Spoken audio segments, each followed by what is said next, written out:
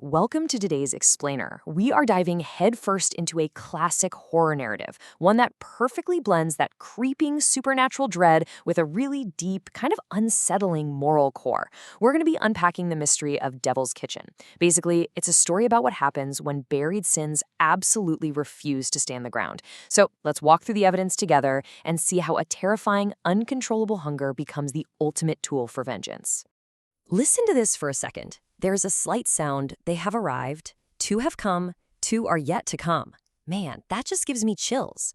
This isn't just a spooky opening. It brilliantly establishes this classic mystery box atmosphere right from the jump. It tells us, without a doubt, that a trap has been set. The entities speaking these words, they're waiting, they're watching. It immediately makes us wonder, who exactly has arrived and what on earth are they being prepared for? And that leads us straight to the pivotal question anchoring our whole explainer today. What happens when the very food you eat is grown from a sinister past? It hits on such a primal fear, doesn't it? I mean, we inherently trust the food we put into our bodies, but this narrative completely turns that trust upside down, hinting at a very deadly secret behind a sudden wave of absolute madness that sweeps through a wealthy colony. Let's look at how this trap was actually built. Section 1, a strange deal. Let's see how the bait is set. 50 million. That is 5 crore rupees in pure cash.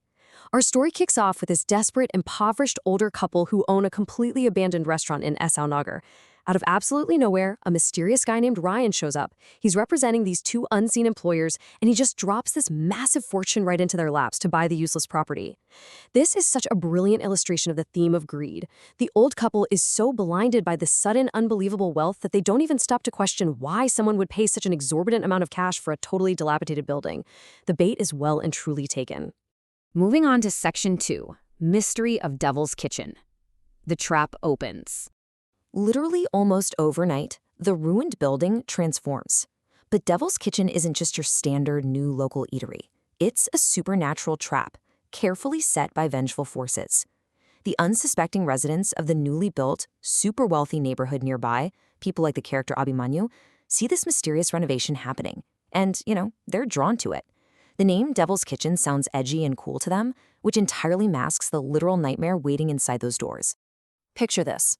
When the residents actually sit down to eat, characters like Abhimanyu and Sakshi are met with just the most bizarre dining experience imaginable.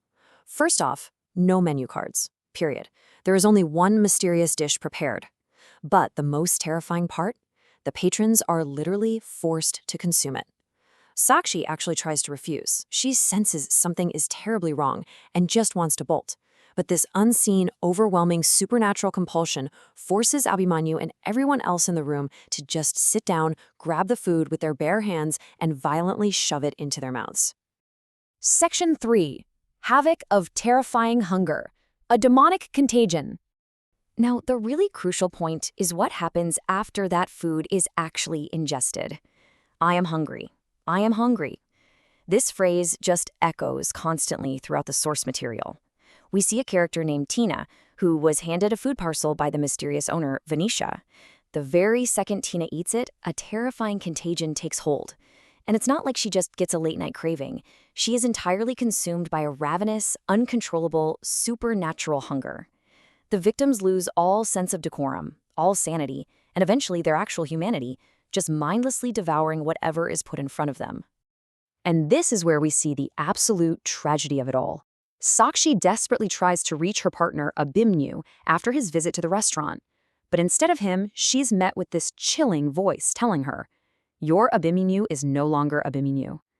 That insatiable hunger, it's actually a catalyst for full demonic possession. The food isn't just making them crazy, it is literally replacing their souls with something incredibly dark and ancient. But why?